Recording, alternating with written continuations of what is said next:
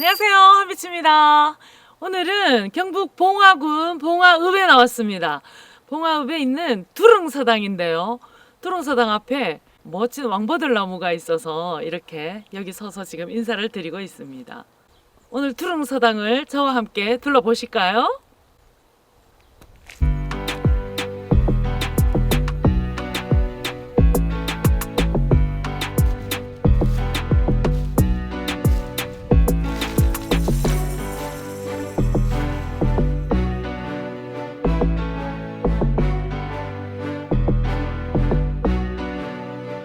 일제강점기 때에 총독부에서 우리나라 서당이 얼마나 있는지 통계를 낸 기록이 있는데 1911년 3월 말에 서당이 모두 16,540개였고 서당에 다니는 학동수는 14만 1,604명이었다고 합니다. 그러나 1922년부터는 해마다 그 수가 줄어들어 1930년에 서당 수는 1만 36개에 학동 수는 15만 892명이었다고 합니다. 겨우 10년 뒤인 1940년에는 서당이 4,105개로 크게 줄었고 학동 수는 오히려 늘어난 15만 8,320명이 되었다고 합니다. 서당은 엄청 줄었지만 배우려는 학생이 더욱 늘어난 통계였다고 합니다. 1940년대가 되자 서당은 줄어들었는데 학동수는 오히려 늘어났다는 통계가 재밌습니다. 일제강점기 때 일본은 서당을 줄이고 학교를 늘리면서 교육을 시키려고 했습니다. 그래서 일제 때문에 서당은 줄어들 수밖에 없었습니다. 서당이 줄어들면 배워야 하는 아이들이 학교로 갈 줄 알았지만 서당으로 더욱더 몰려들게 됩니다. 우선은 학교가 곳곳에 있는 것도 아니었고 또 서당보다 등록금이 비싼 것도 원인이었습니다. 무엇보다 일제에 대한 반감이 가득했기 때문에 학생들이 서당으로 몰려드는 가장 큰 까닭이었습니다. 서당에서는 몰래 나라 사랑과 사상을 가르치고 하니 일제는 서당 규칙을 제정해서 차츰 문을 닫게 됩니다. 해방이 된 뒤에도 학교가 많지 않았기 때문에 서당에서 글 공부하는 학생이 많았습니다. 6.25 한국전쟁이 일어나고 어려웠지만 전쟁통에도 서당에 모여 글 공부를 했으니 어린이들에게 기본 글 공부를 가르쳐온 서당의 역사는 지금도 어딘가에서는 힘겹게 숨을 쉬고 있습니다.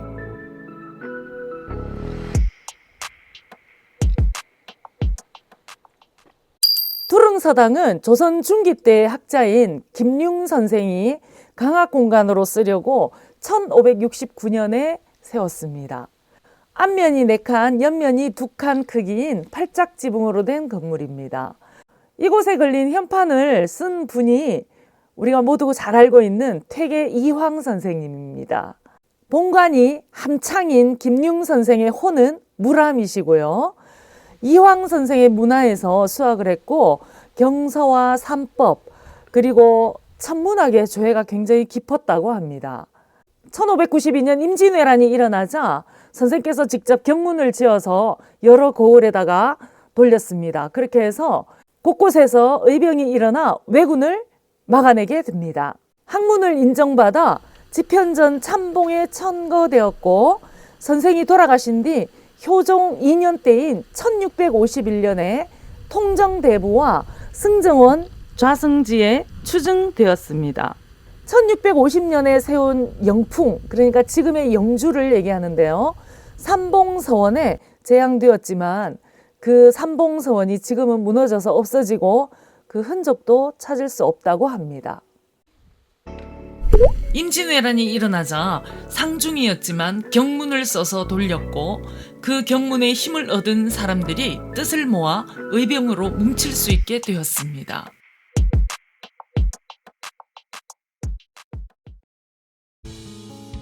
이게 바로 두릉서당의 현판인데요. 이 현판 글씨가 바로 퇴계 이황 선생의 친필이라고 합니다. 멋지네요. 자, 이 건물이 보니까 서당 건물에 기둥이 모두 원기둥으로 되어 있습니다. 그리고 앞면이 4칸인데 원기둥으로 되어 있고 밑에는 주춧돌은 보니까 자연 주춧돌이에요. 자연 주춧돌 위에다가 그냥 이 원기둥을 그냥 세웠네요. 앞면 4칸 중에 2칸, 가운데 2칸은 대청이고 또 양쪽에 이렇게 온돌방이 있는데 아하, 그러고 보니 왼쪽에는 온돌방이 이렇게 2칸으로 되어 있네요. 옆면 2칸으로. 대체로 보니까 굉장히 깨끗해요. 아주 깨끗합니다. 마루도 보니까 깨끗하고 액자에다가 이렇게 표구를 해서 놓은 현판을 보니까 참 재밌네요. 이거는 보니까 두릉서당 중수기. 아, 이것도 두릉서당 중수기네요. 중수기로 된 게 2개가 있고 나머지 2개는 잘 모르겠어요. 뭔지. 표구를 해놓은 것도 보니까 종이가 낡았어요. 저 위에 이 중수기는 탁본을 뜬 건데도 저렇게 돼 있는데 탁본을 떴다 하는 거는 없다는 얘기인가요? 혹시 진품이 사라졌나? 나중에 알게 되었지만 이곳 자료들은 한국국학진흥원에 기증해서 보관하고 있었습니다. 그래서 이렇게 현판들을 탁본에서 걸어 놓았나 봅니다. 귀한 자료들이니 잘 되었네요. 지금 뭐 날씨가 지금은 추운 겨울철인데 여름철 같으면 정말 시원하겠어요. 저기 앞에 있는 뒤쪽에 있는 문을 열어 놓으면 굉장히 시원하겠죠. 지금 한번 볼까요? 여기도 문은 열 수는 있습니다. 오, 이렇게.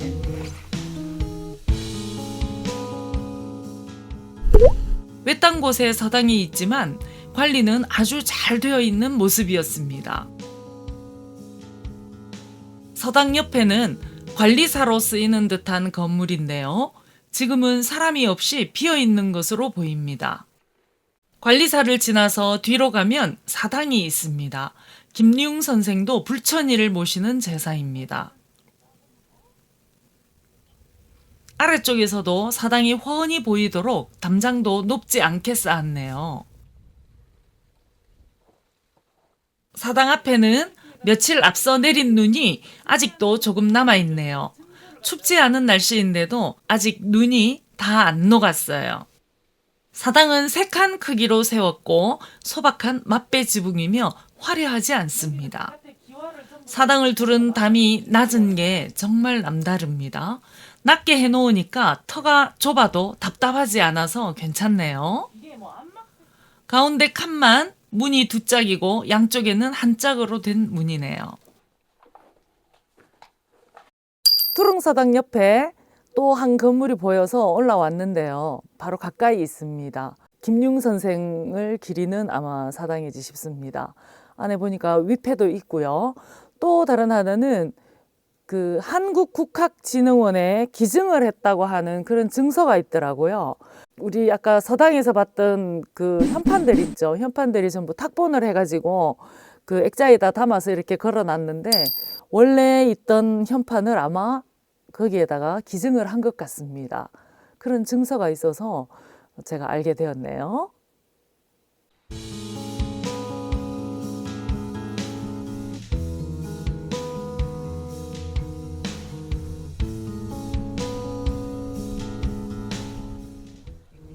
두릉서당 영상을 준비하면서 김융 선생의 삶과 문학에 대해 쓴 책을 알게 되었고 책을 구매해 읽으면서 여러 생각을 했습니다.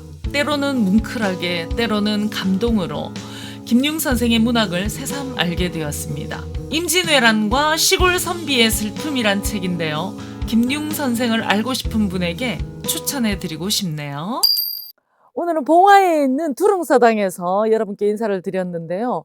굉장히 깊은 곳입니다. 산골짜기에 와가지고 아무도 없어요. 지나가는 사람도 없고 굉장히 조용한 마을인데 이 깊은 골짜기 안에 있는 서당에서 무람 김융 선생에 대해서 새로 알게 되었네요. 또 이런 인물이 있었다는 걸 알게 되어서 매우 뜻깊은 시간이었습니다. 지금까지 한빛이었습니다. 고맙습니다.